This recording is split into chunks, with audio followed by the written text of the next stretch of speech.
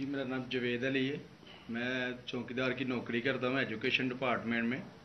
तो मुझे उधर बुलाया जाता है कॉल करके कि आप आएँ इधर और आप सैलरी अप्लाई करें और आपको जो है ना आपकी सैलरी मिले।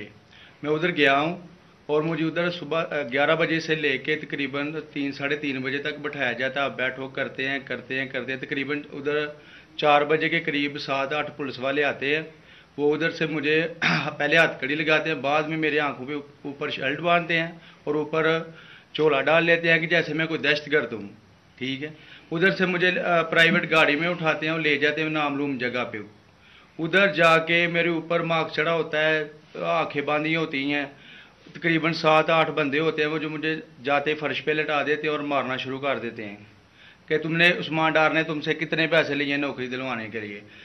मैं कहता नहीं दिए। फिर भी मुझे दूसरी दफ़ा कभी उल्टा लटका देते हैं कि मानो तुमने उस्मान डार को पैसे दिए हैं, कॉन्ट्रैक्टर से लेके पैसे दिए हैं। जब नहीं मानता तब भी मुझे कभी सीधा लटका देते हैं, कभी उल्टा लटका देते हैं। और बाद में जब मेरे मसलन के कभी ईंट ले उधर से ईंट उठाते हैं, उसे धागे से अगर मेरे नाजुक हिस्सों में बांध देते हैं कि मानो तुम कॉन्ट्रैक्ट से पैसे लेके उस्मान डार को देते हो। कपड़े उतारते हैं, बताओ। बाद में मुझे नंगा करते हैं, कपड़े उतारते हैं, कपड़े उतार के उधर फर्श पे बिठा देते हैं कि मानो तुमने उस्मान डार को पैसे दिए। जब नहीं मानता तो फिर उधर से कहते हैं कि एक डाला भेजो, इसकी बीवी को उठाओ, इसके बच्चे को उठाओ और इधर उसको लाकर उसको बरहना करो, उसकी वीडियो बनाओ, फेसबुक पे डालो और ब्लैकमेल करो। तब उधर से जाके जब मेरी फैमिली आई तब मैं उधर से टूटा, उनके आगे रोया कि अब आप बताएं कि मैंने क्या करना है। उसने कहा कि आप 124 के बयान दिए और ये कमेंट मेरे कह रहे हैं कि आपने ये पैसे ठेकेदारों से लेके उस्मान डार को दिए। ये बताएं आप कि कोई ये सब चुप हो जाते थे जब कोई आता था एक आदमी? जब मेरी तो आंखें बांधी होती थी, ठीक उस वक्त जब कोई आता था उधर कोई अफसर आता था, ये कहते थे कि बड़े साहब आ गए हैं और सब साइलेंट हो जाते थे। जब वो आता था सब साइलेंट था। अब ठीक है लगे रहो, करते जाओ, लगे रहो। ये बात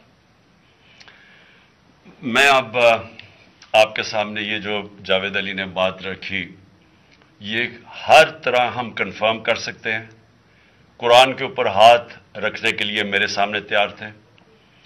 ये उस्मान डार को फंसाने के लिए, इसको करप्शन केसेस में लाने के लिए, ये सारी चीज़, ये जो इससे 164 का बयान दिलवाया गया और फिर बीवी बच्चों को साथ वाले कमरे में ला के इनको कहा कि उसको नंगा करेंगे। ये सीधी बात बताए, बीवी को कहा कि उसको नंगा करके उसकी तस्वीरें बनाएंगे और फिर फेसबुक पे चलाएंगे। मैं आज अपनी बड़े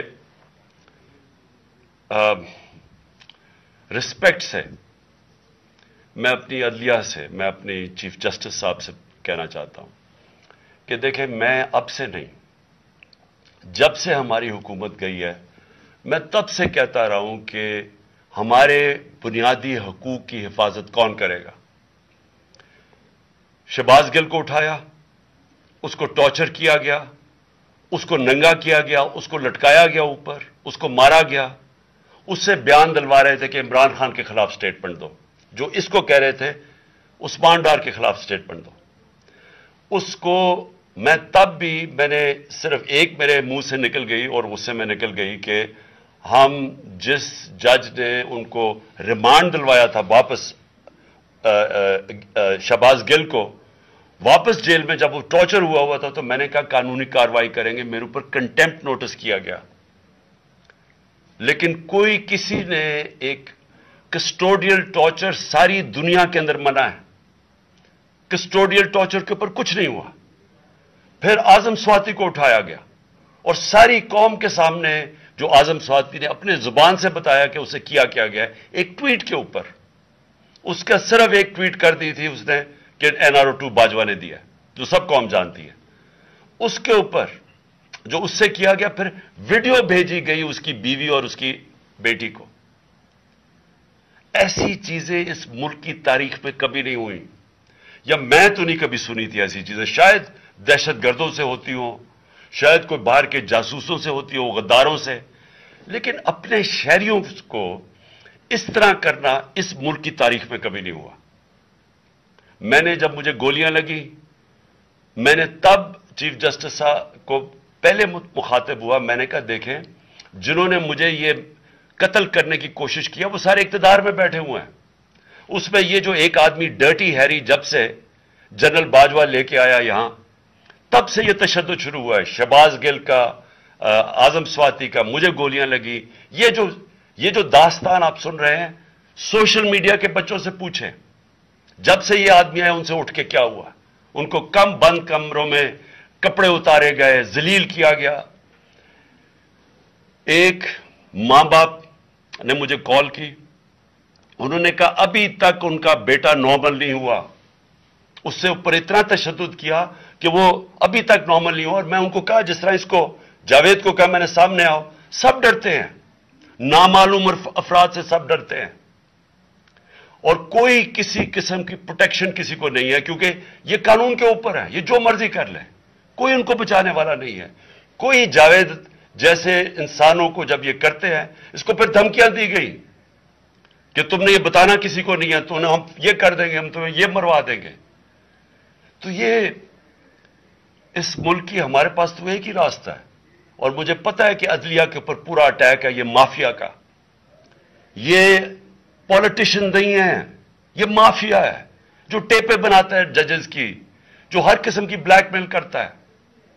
انٹیریئر منسٹر ٹیپ چلا رہا ہے کسی کی، یہ بالکل غیر قانونی چیز ہے، وہ جج کی ٹیپ چلا رہا ہے، وہ اس کی مریم وہ ٹیپ چلا رہی ہے کسی ارشد ملک جج کی، کبھی ثاقب نثار کی ٹیپ چل رہی ہے۔ یہ کسی مہذب معاشرے میں یہ چیزیں نہیں ہوتی، یہ کنٹرول کے لیے، عدلیہ کو کنٹرول کے لیے صرف یہ سارے حربے استعمال کیے جا رہے ہیں۔ میں آج اس پلیٹ فارم سے اپنے چیف جسٹس اور اپنی ہائر جوڈیشری کو امید تو صرف آپ سے رہ گئی ہے۔ اس وقت جو جس طرح کا ظلم کیا جا رہا ہے، یہ نامعلوم افراد جو کر رہے ہیں اس ملک کے ساتھ، اور خاص طور پہ جو ڈرٹی ہیری ہے، میری ساری انہوں نے، یہ کیسے ہو سکتا ہے کہ میری جو ساری جے آئی ٹی کی رپورٹ تھی، جو انہوں نے فورینسک ایویڈنس جمع کی ہوئی تھی، وہ ساری ختم کر دی ہے۔ ان 4 آفیسرز کو پھر اوپر بٹھا دیا ہے جن کے اوپر پروسیکیوٹر جنرل نے کہا تھا کہ انہوں نے میری جے آئی ٹی کی ایویڈنس سیبوٹاج کرنے کی کوشش کی، اس نے ٹیررزم کورٹ کو بتایا ہے، ان کو واپس لا کے اوپر بٹھا دیا ہے۔ یعنی اس سے انصاف ملے گا؟ ساری ایویڈنس ختم کر دی ہے، تو ہمیں کدھر جائیں گے ہم؟ میری ریکویسٹ ہے چیف جسٹس صاحب، یہ جاوید علی کی، اس کے اوپر سوٹ موٹو ایکشن لیں، پتہ چلائیں کہ یہ کون لوگ ہیں، اور اوپر سے اس نے نامعلوم افراد نے اس نے سنا کہتے ہوئے کہ پولیس کے اوپر سارا الزام لگانا، پولیس کو پنچنگ بیگ بنانا اور کچھ نہ کہنا، نہیں تو ہم تمہیں یہ کر دیں گے، مار دیں گے۔ دیکھیں جی، وقت آ گیا ہے۔ میں اپنی جوڈیشری سے یہ کہنا چاہتا ہوں کہ یہ جو بھی آپ کا سب سے بڑی جوڈیشری کی سب سے بڑی ذمہ داری ہمارے بنیادی حقوق کی حفاظت کرنا ہے۔ یہاں جس طرح یہ رجیم چینج کے بعد جس طرح بنیادی حقوق ختم کیے گئے ہیں، لوگوں کو لاوارث چھوڑ دیا ہے، سمجھ نہیں ہے لوگ جائیں کدھر انصاف کے لیے۔ ہم نے ایک پرامن احتجاج جیل بھرو تحریک شروع کی، جو لوگوں کو اٹھا کے لے کے جا رہے ہیں، ان کو کپڑے نہیں دے رہے ہیں، ان کو دور دور لے گئے ہیں، کسی کو اٹک ڈرانے دھمکانے سے خوف پھیلا رہے ہیں۔